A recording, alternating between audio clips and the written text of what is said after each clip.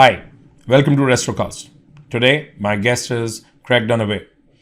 Craig is the COO at Penn Station Subs, a successful franchise restaurant brand.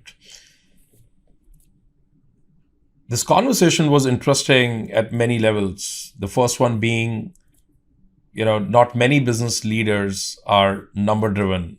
And, people in the business while building it, they always struggle with that aspect.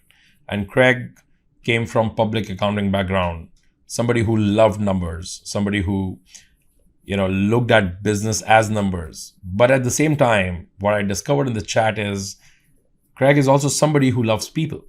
And it's a rare combination of someone who's at the center of building a brand in hospitality, who loves people and numbers both at the same time. That speaks volumes about how he has shaped Penn Station Subs over years. There's a great conversation, a lot of nuggets to catch. Enjoy. Welcome to Restrocast.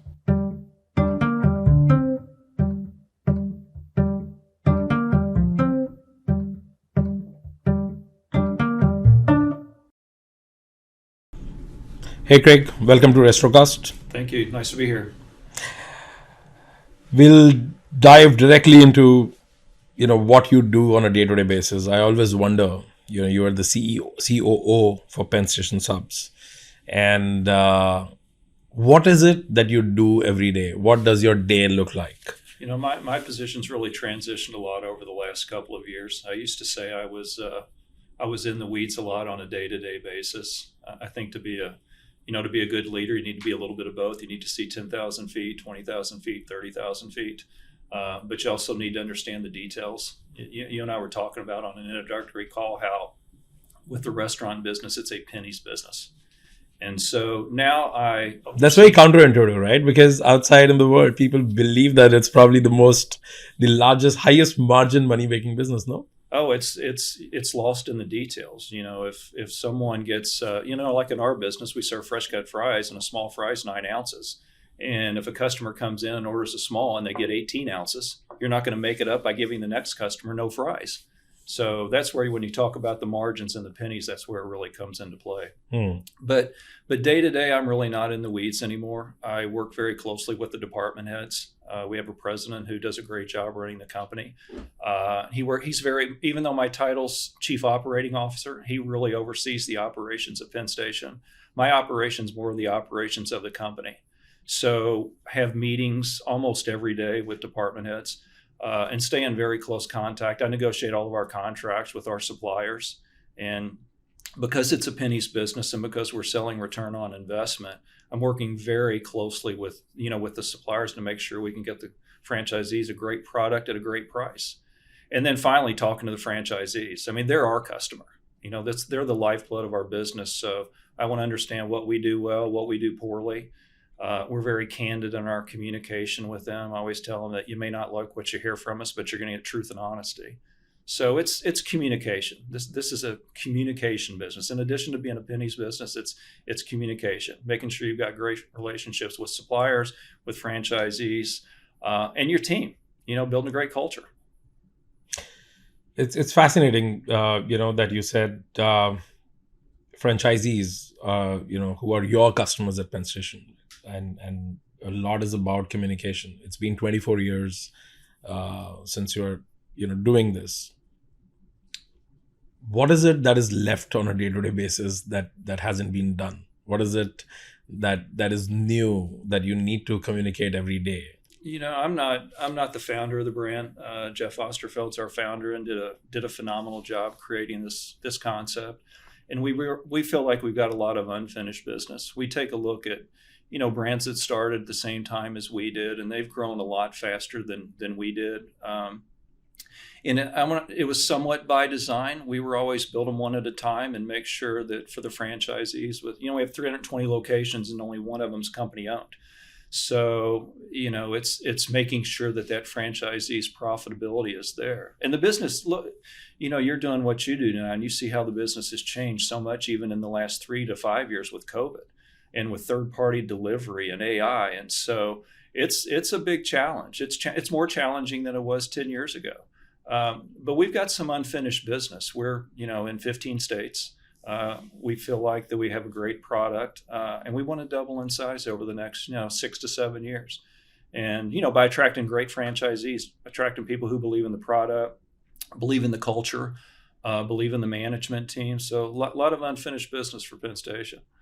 Now I'm going to dive into each of that, but before we go in the details, I have a theory that nobody gets into the food business or being a restaurateur or on the dark side of the restaurant industry by choice. People generally fall into it, and they fall into it because I call it the honey trap. My own journey was like that, where I one fine day just felt that, restaurant is a cool business, looks very easy. Somebody else is making the food, somebody else is consuming, owners are never to be found at the restaurants. Looks like a good idea, and I just fell into it. And 11 years or 12 years out, I'm selling technology to the restaurants. That is also because I realized that probably I'm not cut out to be a restaurateur. It is probably one of the toughest businesses I have experienced, and I've experienced a couple of businesses, in my own way. What's your story? I don't believe Craig just walked into it, by the plan. Yeah, I'm not sure that I fell into it as much, jumped into it. So my background's public accounting.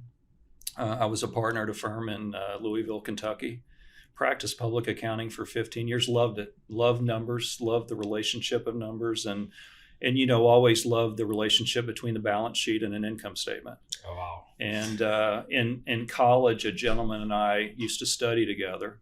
And you're 20 years old and you have nothing in your pocket, but you got a lot of dreams in your head. And we said, when we graduate from college, let's buy some real estate. I was always fascinated with real estate and don't really know why. I just love the thought of owning an asset and leasing it out to somebody. And we both went our separate ways when we graduated. He actually came back to our accounting firm about 3 years later as our controller. And so we rekindled the let's buy some real estate discussion. And I think it was a little serendipity. A buddy of ours who we went to college with called and said, "Hey, I'm thinking about becoming a Papa John's franchisee." He was a banker.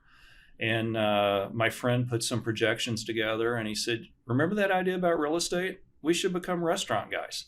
So we met with Papa John's. This, for context, is the mid 80s. There were only about 55 Papa John's at the time. Okay. And my buddy, he happened to play high school baseball with John Schnatter, who was the founder of Papa John's.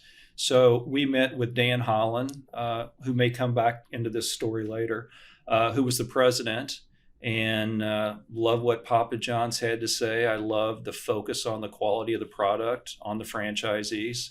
And so we scrapped the idea of real estate and said, we're going to become Papa John's franchisees.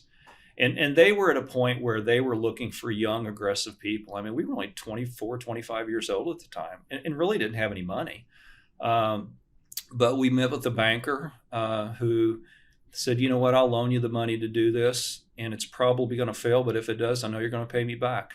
And I said, "Well, we can't afford it to fail, but you're right. If it does, I'll pay you back." And over the course of 11 years or 10 years, we opened 11 Papa John's, made money in spite of ourselves. But they were looking for young, aggressive people who just couldn't take no for an answer. This was not like you were not buying the real estate on which you were opening Papa John's. No, we were just going out and looking for space to lease. You were looking back then what you're looking for now, which is an end cap space with a pickup window. So that's what we started doing. And I stayed in public accounting full time. Our restaurants were in Cincinnati, Ohio. So was in Cincinnati pretty much every weekend. Worked all week in the world of public accounting, grinding, and then we drive to Cincinnati and meet with our operating partner. And really, that's how I got to know kind of what you said, the dark side and the seedy side of the restaurant business. Interesting. So, just to get the relationship right, these 11 franchisees were owned by you guys. That's right. We had 3 partners. Two of us were in Cincinnati all of the time. Mm-hmm. One took a more passive role in the business, but we were up every weekend. I remember being at a festival in Cincinnati, having on a suit, passing out pizzas in 85-degree weather on a sunny July 4th afternoon. Wow. All right. And while you said that this was a 10-year journey, over 10 years, you opened Right. 11 Papa John's. So, and then Penn Station happened. So in our Saturday journeys, we happened to stumble upon Penn Station one day. Just visited one of the restaurants, and there were probably at the time maybe only 25 or 30 Penn Stations. Yeah, they started in Cincinnati. Started in Cincinnati. Started same time Papa John's started in 1985. So this is around 1997, and we went in and tried the food. Had never heard of it. There were none really outside of Cincinnati. Cincinnati, Dayton, and Indianapolis were the only markets at the time. And tried the food and thought it was phenomenal. Said, "Oh my gosh, this is great." So, wanted to learn a little bit more about it. So we called the business, spoke to the founder, and, just had a casual meeting about, would this concept do well in Louisville, Kentucky? So that's how our journey really kind of started, going from a Papa John's journey to a Penn Station journey. All right. So you met them to take a Penn Station franchisee to start with. So talked to them about bringing Penn Station to Louisville. And it was really for me, there were really, I think, three things that happened in this time frame. Jeff, our founder, asked me if I would serve on our franchisee advisory council once we became Penn Station franchisees. But we had a time where we operated both concepts, but you're operating Papa John's in Cincinnati, you're operating Penn Stations in Louisville, and I'm in public accounting full time. And it wasn't like what you see today where, people own multiple brands. You got on a brand and you stayed with it. And so Jeff really wanted us to sell our Papa John's. And what happened over the course of about 6 months was my partner, Charlie, told me, he said, "I'm tired of traveling back and forth to Cincinnati, Ohio all the time." And frankly, I wasn't smart enough to say move. Never dawned on me. We were the largest franchisee at the time of Papa John's in Cincinnati. And the second largest one approached us and said, we would be interested in, we'd be interested in buying your restaurants. And I'm like, I don't know that we're interested, but he made us an offer, and I decided we were a little more interested than I thought. And then that having tasted the product. So we just decided it was the right time. And Charlie and I were starting to grow a little bit apart. We had grown to 5 Penn Station restaurants at the time. And, it was time for me to make an acquisition of his interest. So, you kind of fast forward into that 97, 98 time frame. It really happened pretty quickly. I look back on it and think, man, there were a lot of steps in place, but it seemed like it flew by at the time. You're making a lot of quick decisions. You got hurt feelings and hurt friends along the way, but everything turned out great. One thing that's another observation that I have is that, restaurant business somehow occurs to a lot of people as a side business to start with, given the fact that you were for 10 years in public accounting and then operating Papa John's. You of course had operating partner, but then you were part-time and your energies were going there. And then Penn Station added as a third, part-time project. Mm-hmm. What is it that, while running Papa John's, given that you were not an operating partner, and I'm making an assumption here, the fact that you're not operating, on a day-to-day basis, what is it that, you realized after jumping into Penn Station full time, which you did not, probably see in Papa John's when you were?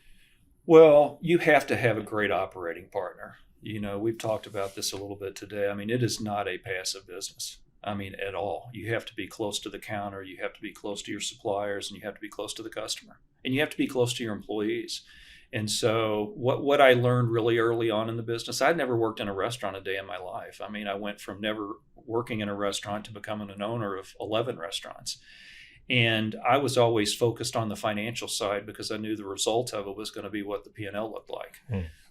But the way that I tried to achieve that was through having great relationships with my operating partner and great relationships with the managers, making sure that they knew we were trying to take care of them. And one thing that attracted me to Penn Station was a philosophy that I had is if you make people around you better, then ultimately you can reap the rewards of that. It was never a me first attitude. It was to go in and try to make everybody else better and then be the benefactor of that in the long run. So I learned that even more carried over to as I became a Penn Station franchisee. And we've got a philosophy that the franchisee has to have a managing owner. They have to have somebody close to the counter. They have to have equity. And when you have a vested interest in like that, you're going to treat it like your own. So we don't have a bonus of the day or the bonus of the month. I mean, we want them to be really, really vested in the ownership of their business. So I learned it as a partner in public accounting. I learned it as a Papa John's franchise. Frankly, I learned it growing up cutting grass because I was my own partner. And so each journey along the way really instilled that ownership mentality in me. It wasn't something I had to learn because I had lived it for about 15 or 20 years.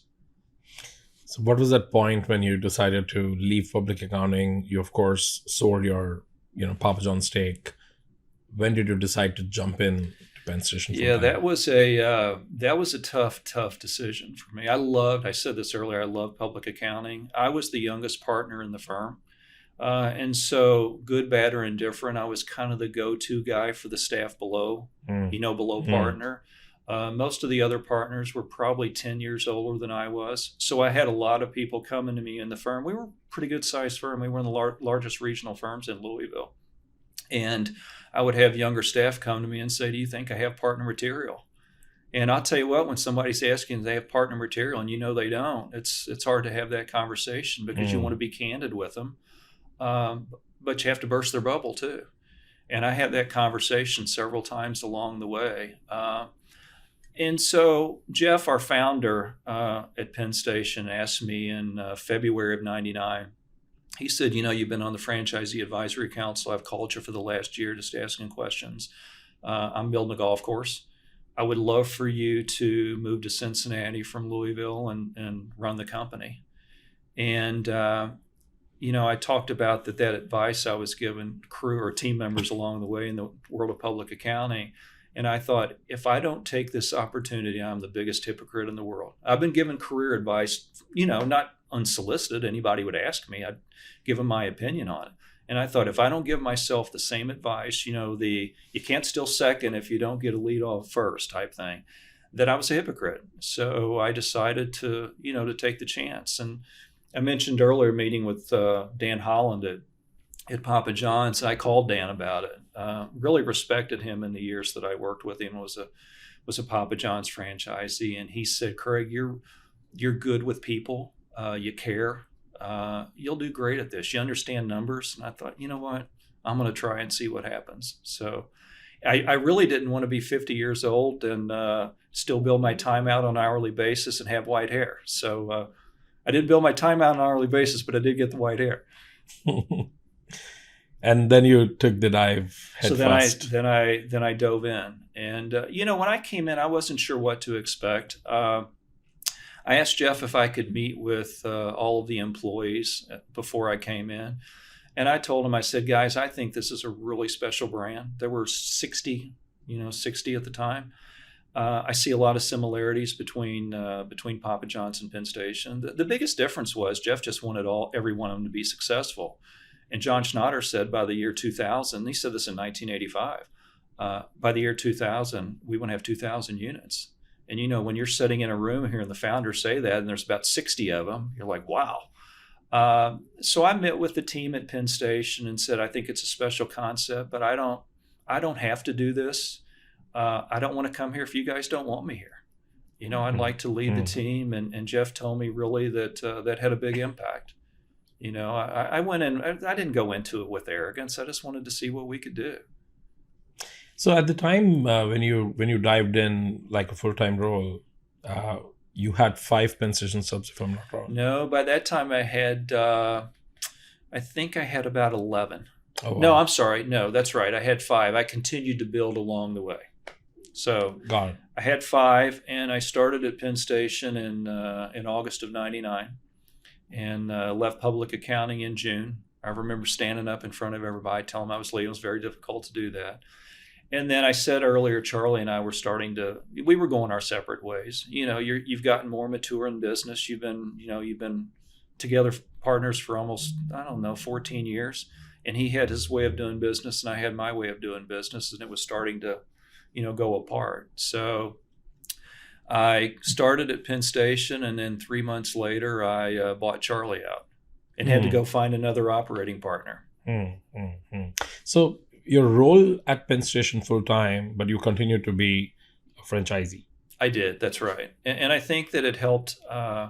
It helped my relationship with Penn Station franchisees. I think it gave me street credibility. When I first came in, I was one of the largest franchisees. There were only a couple who had more locations. So I knew when I was at Penn Station, the decisions I made, not only did it impact franchisees, but it also impacted me.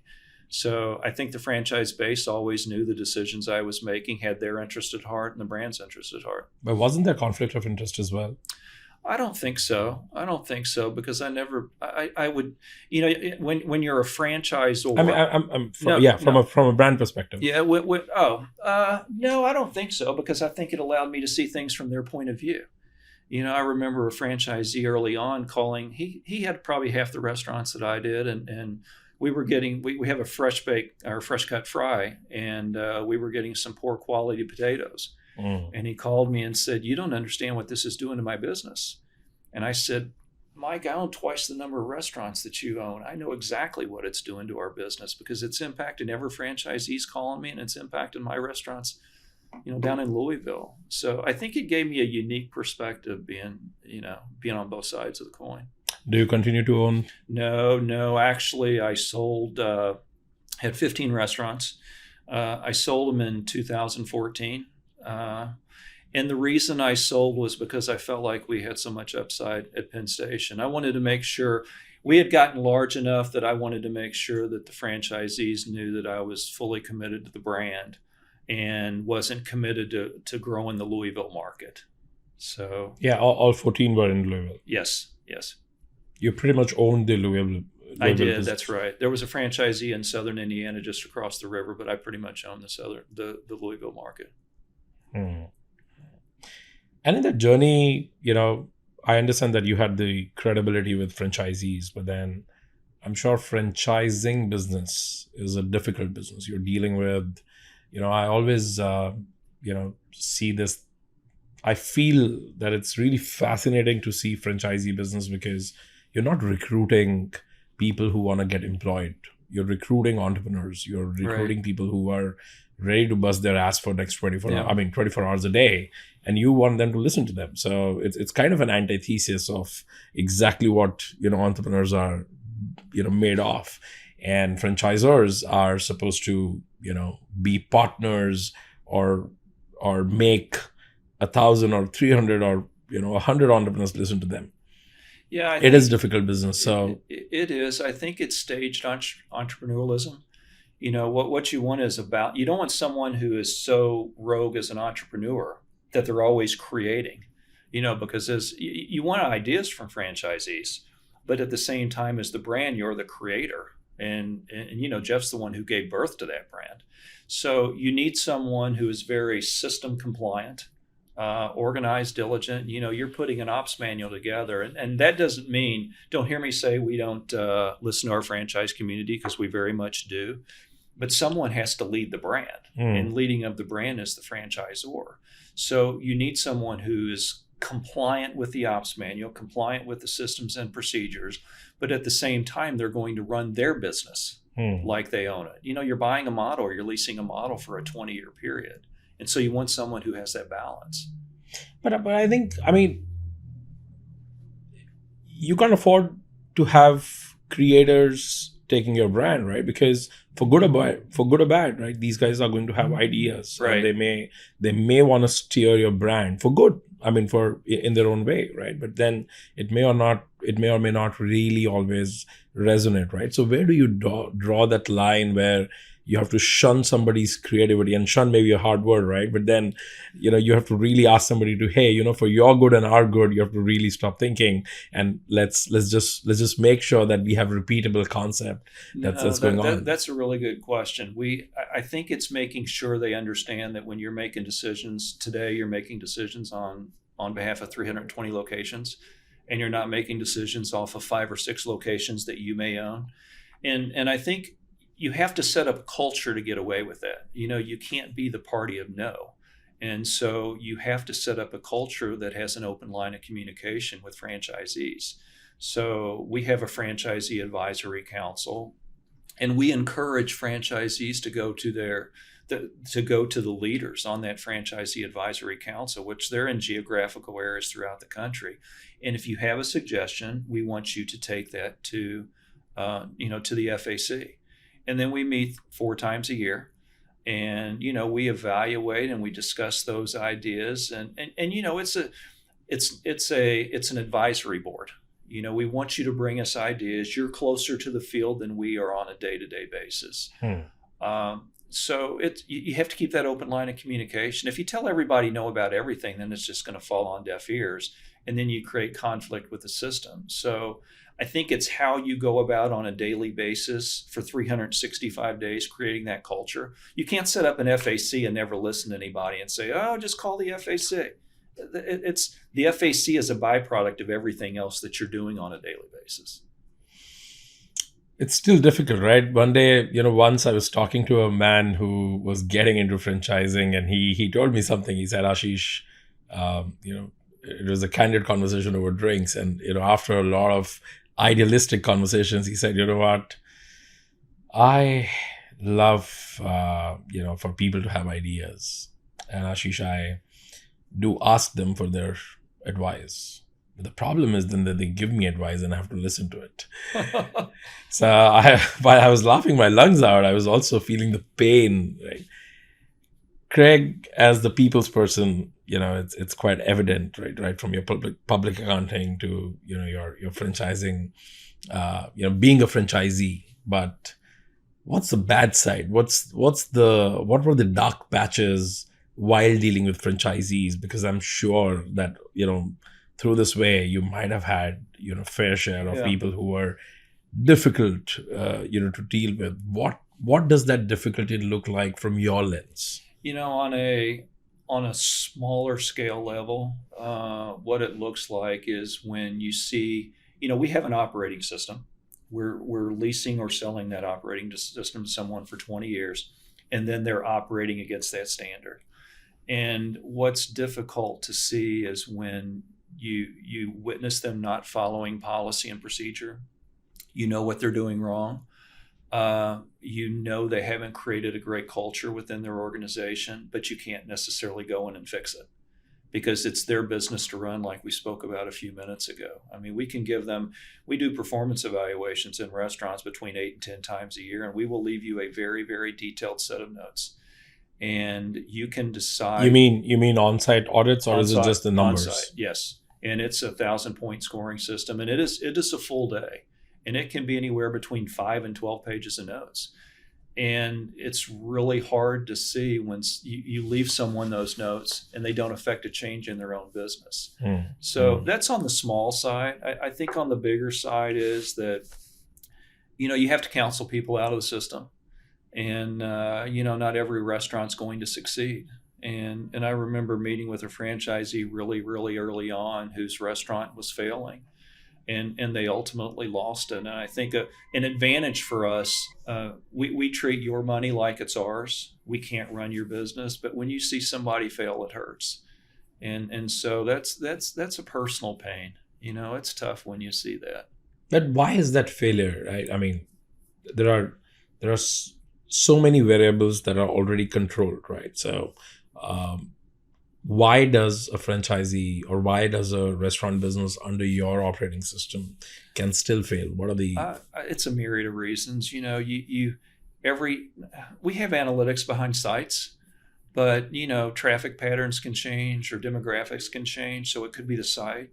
It could be the managing partner. We do personality profiles of managing partners, and on paper, they can look like they're going to be phenomenal.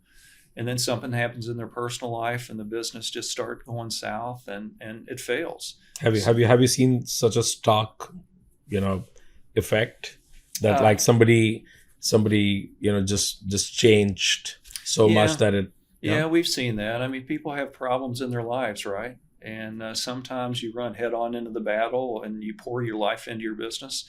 And sometimes you run away from it. And we saw that a little bit during COVID. We had probably 75 franchisees at the time, and I think 70 of them did a phenomenal job of, our speech is we're just not going to fail. We're going to fight this till the end. Whatever happens, I mean, in March of 2020, you didn't know.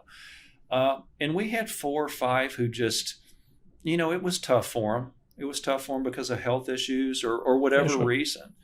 And that's not the time to kick somebody. That's the time to put your arm around them and say, look, we'll help you get out of this. So you've got to balance all of those things, but it's not unlike children.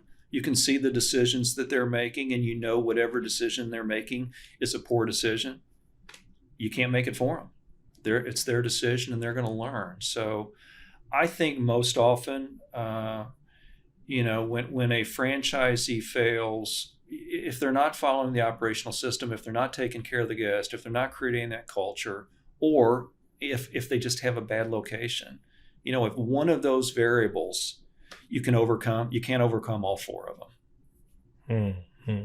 See, location, I understand. I mean, that's just unfortunate, right? If the demographic change or if something, maybe just pick the wrong location, right? But as an operating partner, and I'm just, trying to go a little deeper in this, you also said that if they're not maintaining a good culture, right? And in your 1,000-point auditing system, how do you audit that culture, and what do you mean by, a good culture? Well, I think, seek first to understand, then be understood. And I think it's understanding your team. What is it that motivates each of your key players?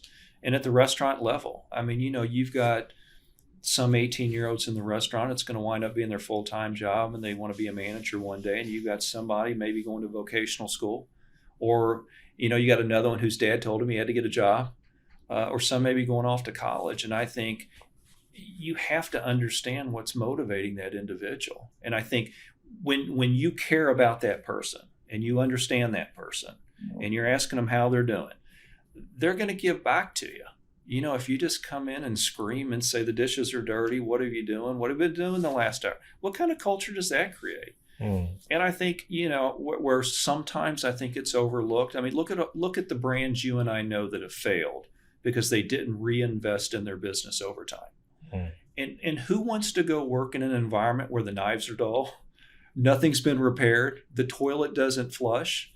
I mean, you have to create a great culture with the physical plant, with how you take care of your crew, with how the crew takes care of customers. And when I owned restaurants in Louisville, I used to tell everyone, if a female person comes in here who's older, I want you to treat them like you would treat my mother, your mother. If it's an older man, I want you to treat them like you would treat your father or my father. And if it's a younger person, I want you to treat them like you would treat your brother or sister. That's a great one. Yeah, that's a great one. And people just want to be validated. And so it's, in spite of the fact that it's a pennies business, I think people want to give back and do something more than just, take an order in $13 increments. And so that's what I mean by creating that culture, that everyday culture, because you're not going to get rich or lose your tail off of one sandwich. You're going to do it over weeks and months and years. Have you ever taken a franchisee away as well? Have we ever taken back a franchise? One time. Yeah, one time. Why?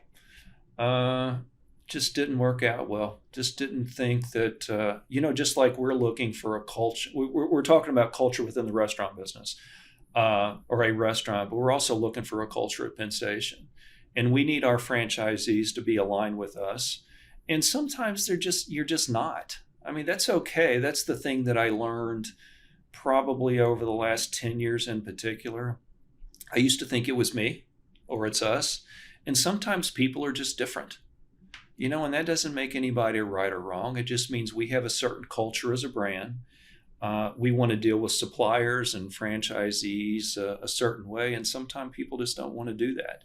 And that's okay. So that's where I give the life's too short speech. Let me help find you a buyer and let me help get you out of the system so you can go do what you want to do. What is it that you believe that, people in franchising business don't really understand? Like, what's the, especially, I mean, just building on the point that you just said, right? There are times that you need to qualify, like it's like recruitment, right? You need to qualify your franchisees, correctly for their good and for your own good as well, right? What are the things that you have either become better at, or you still feel that are not really understood in the world of franchising? Well, I think it depends. There are a lot of franchisees in this country who have more restaurant locations than Penn Station have, and they get it. I was at a conference on a panel a few years ago, and a gentleman came up to me and he said, "I really appreciate what you said." He said, "I have 2 locations. How do I get to 10?" And I said, "Are your 2 profitable?" And he said, "No." And I said, "Well, I think if you want to scale, you need to make sure that your restaurants are profitable." And I think when people are just getting into franchising or just starting their restaurant, even if it's starting it from scratch as the wannabe franchisor, I don't think that they necessarily put enough weight into the profitability. And I get, because my background's public accounting, I always knew I wanted to be in public accounting from the 8th grade on because my dad was a numbers guy.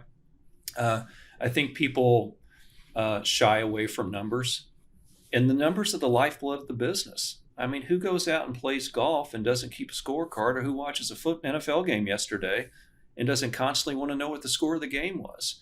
And so I think people get intimidated by numbers. They've got a good recipe or they've got a good thought, and they focus on that without focusing on what the byproduct of that is, which is, did I make money at it or not? So I think that's one side, and I believe the other side is you are buying into a concept as a franchisee. You are buying into a model, and you need to intimately understand that model, and you need to intimately follow that model. And you need to make sure the franchisor has sustainability. And I think people go in, and again, this is particularly when we're talking to inexperienced people who want to be a franchise candidate. I don't think they align all of those things up properly. They want to be in the restaurant industry because they, I don't know, always want to be my own boss. But they never understood, they've never taken the time to understand the restaurant industry. I've asked countless candidates, have you ever worked on a restaurant? No. And so I'll always ask them a question. All right, it's Friday night, it's 9:00, your manager just quit, threw the keys on the counter, what are you gonna do? And when you help someone like that and they think, I don't want to do that. and that's a reality that almost every restaurateur is gonna face. Like, that's so real all the time. That's so real, yeah. And so I feel like that, early on, I wanted us to be able to sell every candidate. And then you quickly learn that this industry is not for everybody. So now we try to do people a favor by running them off. If you're going to be doing this every day for 20 years, are you sure you want to do this? No, absolutely. I think that it's fascinating that how many times I've actually told inexperienced newbies, who came to me for advice that, okay, which franchisee should we take? And we want to go into the restaurant business. And I've told them that, hey, you know what? Instead of investing your like 500K to $1 million to start up and then learn, why don't you just pick the concept that you plan to open, go to that restaurant, become like a shift manager or just get any job over there. You want to invest this money, better to ask them not to pay you enough, right? Not to pay you much, right? Invest your 3 months, and probably after 3 months, see if this is something that you want to do, even like beyond just understanding what does it take to run it. And how many of them still don't do that, but they would rather go and find a concept and just invest in it. It's just fascinating. I think because a brand is proven concept, people think that they can make it turnkey, and so I've advised candidates before, you need to buy a piece of rental property. I mean, I know you're not happy with me right now, but I'm doing you a favor because this is a really, really tough business. And we had a candidate probably 10 years ago, husband and wife, they had just retired, and I asked them, why the restaurant industry? And they said, you know what, we want to put our 401k to work in something. Ouch. And I said, this isn't for you. Yeah. This isn't for you. You're going to thank me one day. I should reach out to them and find out how that went. There are brands that have done company-owned, company-operated concepts, and then there are brands which are franchisee-owned, franchisee-operated all over. And then there are brands who tried to do a combination. what do you think is I think it's a mindset, it's a DNA difference between a COO and a FOFO, business. If you had to pick, 2 or 3 top points, for a brand which is planning to, or which does COO as a business versus FOFO, what will those be? Well, our philosophy is we want an owner as close to the counter as possible. And so for us, it's franchising. I mean, early on with our founder, it was using other people's money. It was putting an owner who had capital close to the counter. It's always starts like that. Yeah, because he believed that was going to take care of the guest. But you take a look at one of the most successful concepts in the country, Chipotle, and they're all company owned. So I'm not sure there's a right or wrong. For us, it was making sure that franchisees understood that we don't make money if you don't make money. We have to help you drive your sales. We have to help you drive your bottom line, or we're not going to be able to grow. We tell every franchise candidate who comes in, we are selling your return. We're selling your profitability, because we're going to compile item 19 with all restaurant locations, not just the top 10 or 20. So you have to build a different infrastructure. If you're all company owned unit, I mean, the people that you have in the field are going to be completely different than the people I have in the field. I mean, my people are support people for franchisees. Yeah. But, Chipotle, which is a phenomenal brand, they're going to have people out in the field supporting the restaurants that they own. So I don't know there's a right or a wrong, but I think you've got to be careful because, I know as a Papa John's franchisee really early on, and there was complaining amongst the franchisees because they felt like Papa John's focused too much on the company-owned units. And I don't know if they did or they didn't. That's just the way people look at it. I'm not getting the love that I feel like that I should get. So I think it's a balance between the two. We like the model of focusing on franchisee profitability and not focusing on our own restaurants. And how's the profitability going in the current world? I think restaurants have got stressed specifically in last 5 years, and COVID just accelerated that, at the back of, so many people biting into this pie, from marketplaces, 3PL, how are you guys doing? And more than that, how do you look at how's the pie of profitability changed? Profitability certainly changed the last 12 to 18 months. 2020 coming out of COVID and going into 2021 was phenomenal. COVID created the have and the have-nots amongst brands. And then 22 really kind of normalized a little bit. It kind of went back more to pre-COVID, and then 23's taken a hit as well.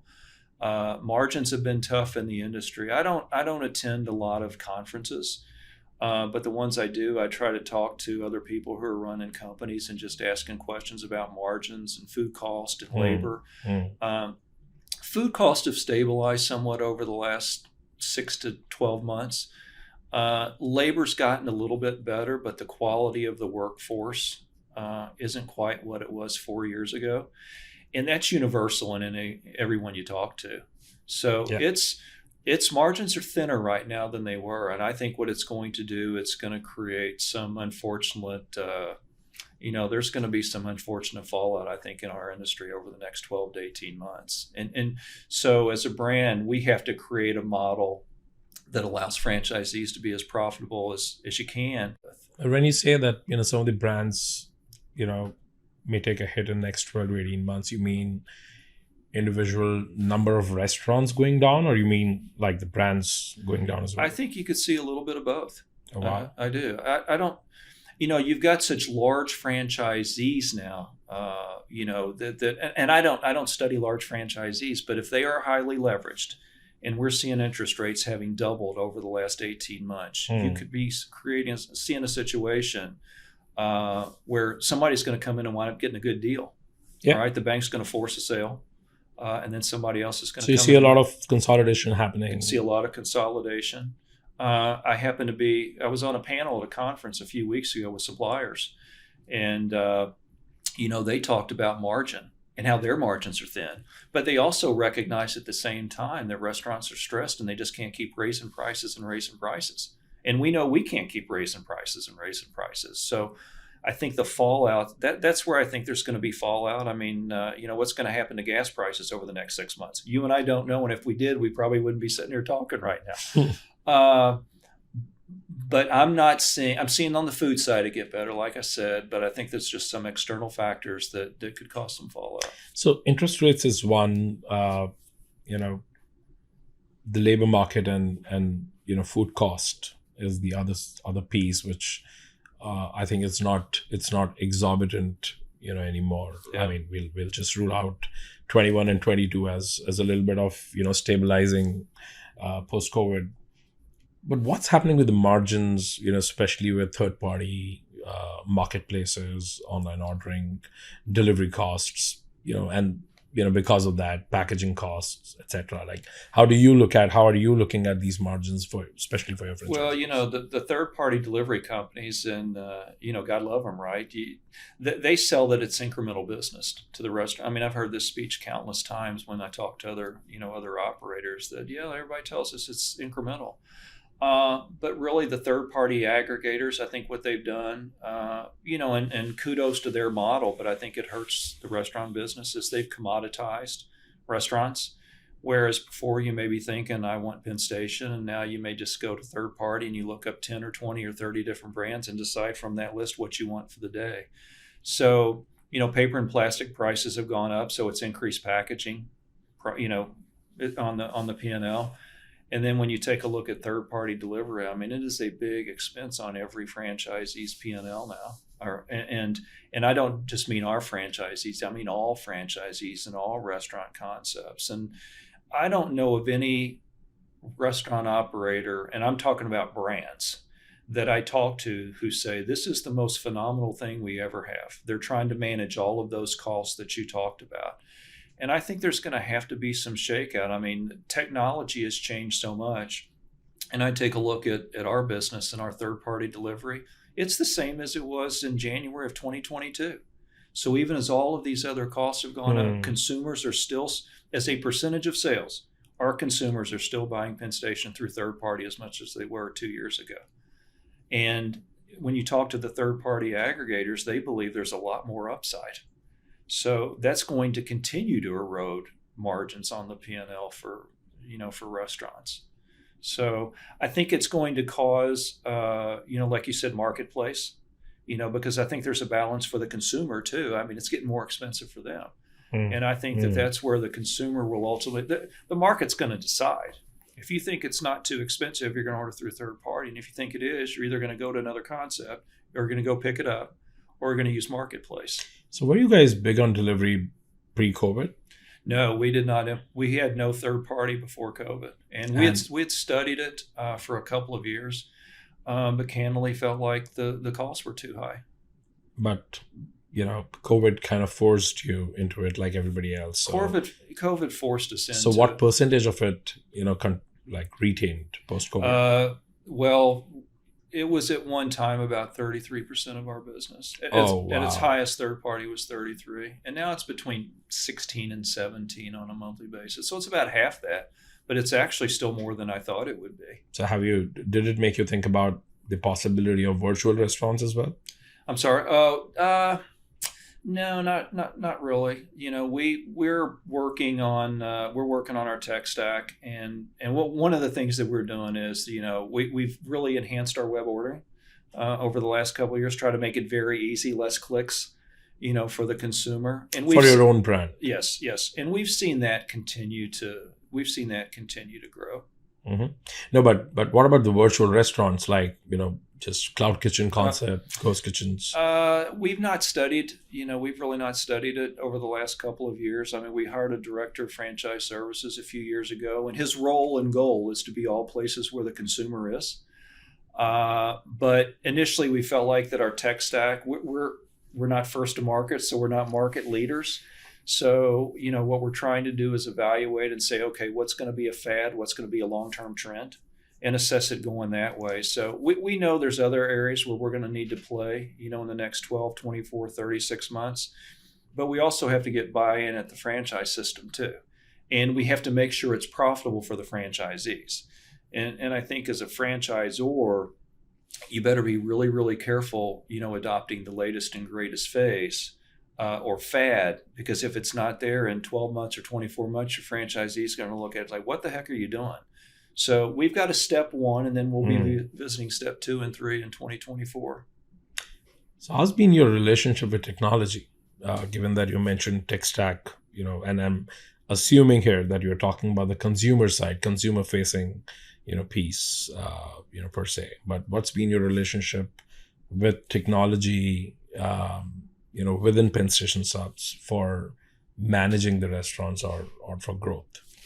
Well, it's a balance. I think on the point of sale system side, I think what's really important is to make sure that the franchisees are getting the tools that they need to run their business more profitably and successfully. I think it's a little bit of, you have to balance that with what I talked about earlier with, I think people are intimidated by numbers. So you need to make sure that the amount of information they're given is not so voluminous that they don't look at it. So that's really at the individual restaurant level. On the franchisor level, it's being where the customer is. But, Ashish, I think back when we first implemented 5, 6, 7 years ago online ordering, about a year ago, I had my IT guy go back and look at the 8 companies we vetted, and 5 of the 8 are no longer in business. And so I think as the franchisor, it's getting to know the company, how the company's funded, and then we have to make some decisions. And this is working. That's why we come to a lot of conferences, is to get to know the people and understand the technology. I'm never going to understand the technology as well as you understand the technology, but understanding what's going to be around in the long term, and then making some assessments. Can we make money off of that technology? And just not make sure we're cluttering the P&L with costs that you ultimately can't drive sales on. Yeah, there is a. Do you think that there is a tech fatigue or an app fatigue? By the number of tech pieces that you are continuously required to buy or look at. Oh, that's a great question. Yes, I do. I think that technology has changed so fast and so quickly the last 36 months, and I think COVID allowed a lot of new technology to come out because it just forced to come to market quickly. And I think there is, and not because the technology's bad, because I don't think people understand it at the restaurant level. I mean, restaurant guys are just slinging hash. And so you're being bombarded all the time with this latest and greatest technology, but you still have to make money on it.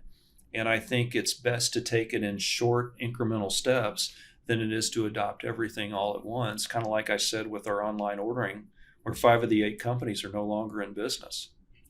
What is it? You define yourself as technology first or a necessary evil? A little bit of both. A little bit of both. I think we were first. It was necessary.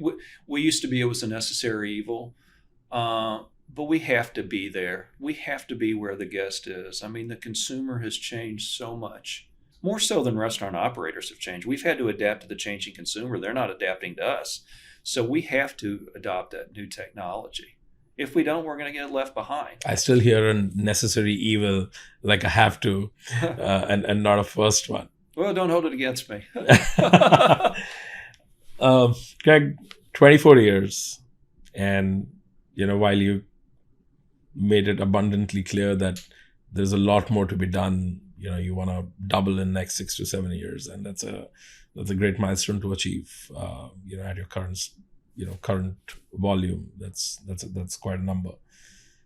What's your motivation today? Every day morning. What's the state of mind right now? What are you thinking in life? That's really a good question. I mean, I want to make sure as a brand for Penn Station, we want to create a win-win situation between the brand and our franchisees. We think we've got a lot of runway. We just have a really, really good product.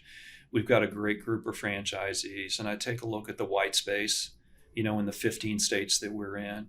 And we could triple in size and not even leave those markets that we're in today. And so that's where I'm a highly competitive person. We hire highly competitive people, and we feel like that we've got some unfinished business. So, for me, no longer being in the weeds. I want to make sure that the brand's set up for the long term, and that our franchisees are successful, and everybody who comes in, behind those franchisees is successful too. So we're building a great organization. We're hiring a lot of really, really good people. We used to hire when we needed somebody, and it was not a great approach to it. And now we put people in place in anticipation of all that growth. So I'm excited to do that. It's nice to see somebody come in, they buy into the culture, they buy into the brand and think, man, this is something really, really special. So that's what motivates me today. I mean, I'm not motivated by doing the details like I used to be.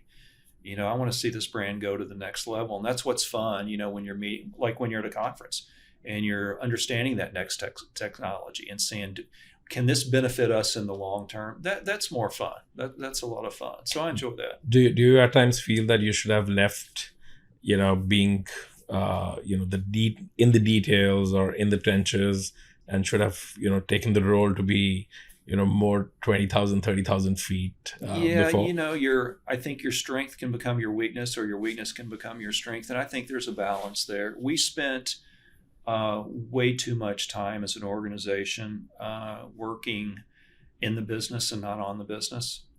And we've really changed that mindset over the last 3 or 4 years. But I would.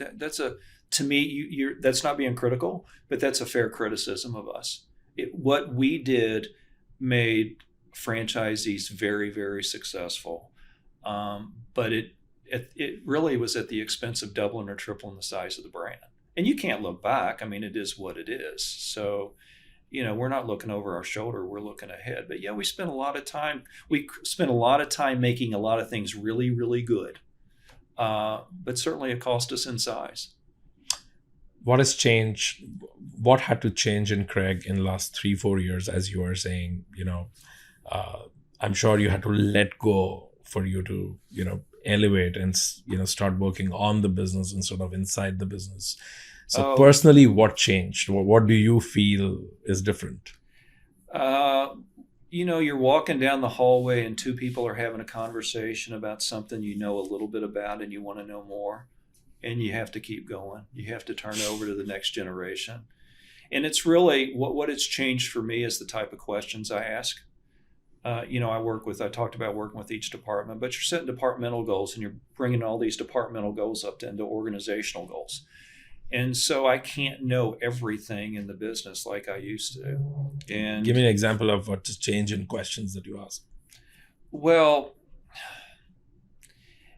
I still negotiate, like tech stack. You brought up a lot about tech stack, and I'm not in the middle of that. I'm completely reliant on the team, and we have weekly meetings, and they're bringing me, this is what's going on, and so I'm asking questions more in line with the franchisee's profitability, or more in line with how does this benefit the customer.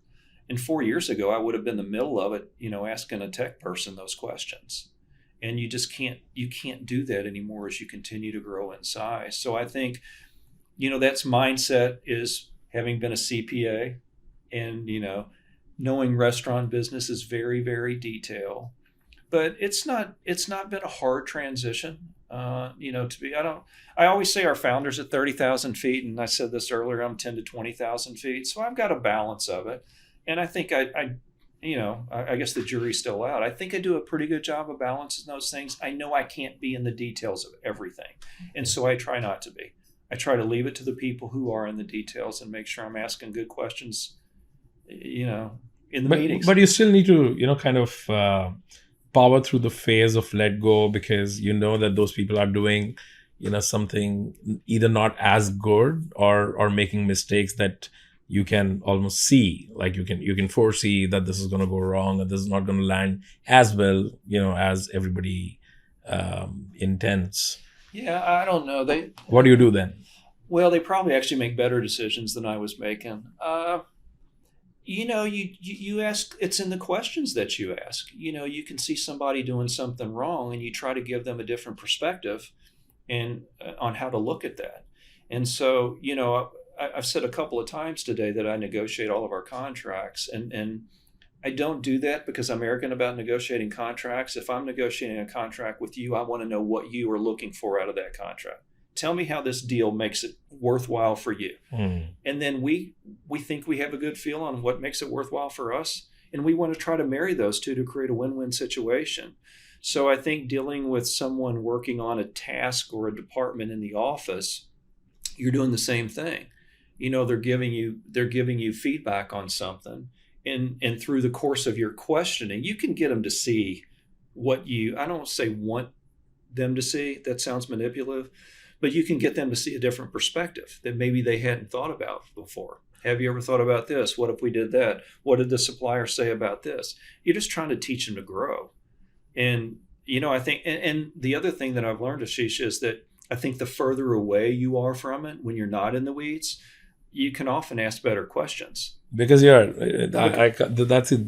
You're dispassionate about it, right? Because Right. you're not emotional about that problem the way somebody else is, because they're closer to the problem. Right. So I think as a leader, you want them to take ownership, but you don't want them to take so much ownership they're arguing bad points. And as the leader, you've got to ask them good questions to get them to look at it from a different perspective.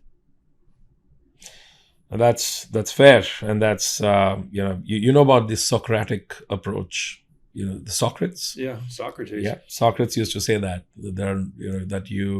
I can lead you to an answer that is the right answer according to what it should be, according to all the information and data points that you have, by just asking you right questions. And Right. when people come to me and ask me questions, and they think that I have answers, I don't have answers. I just have better questions. Yeah, when I was in public accounting, a client would ask me a question, and I would say, "What do you want the answer to be?" And it's kind of funny, but it's true, because now what you need to do is go look for facts to support that answer that you're looking for. And often the facts are there.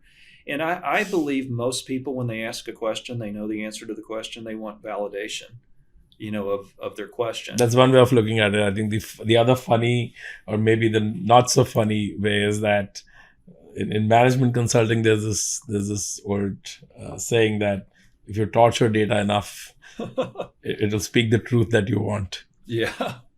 I used to, when I was in public accounting, I said that we used to charge for free advice. So that's great, Craig. I think that's it's really fascinating to know this entire journey. One thing that I can say, what I feel through this conversation is that organizations and brands are projections and reflections of the leaders who run that. I'm sure what I can clearly see is that Penn Station and the work that you have done, I think it's really people-centric. I can feel people centricity, both sides. People who, work inside Penn Station, under the brand, with the company, as well as people who are your customers, the end consumers. And that's really heartening, I think. I don't really see any reason why, you won't be able to, double, maybe in less than 6 years. At the same time, I see this, the numbers side. That's the, you made a comment in between that, people shy away from, looking at numbers. And I think I am that guy. I'm good with numbers when I look at them.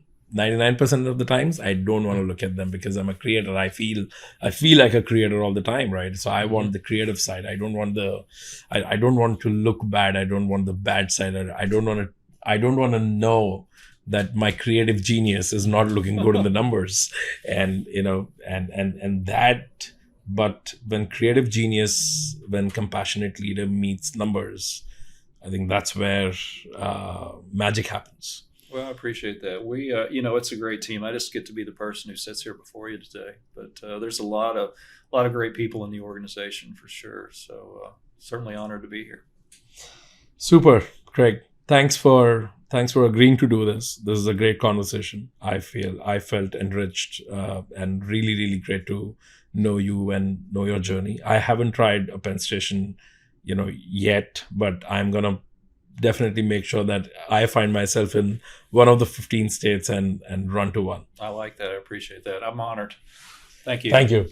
Thanks so much.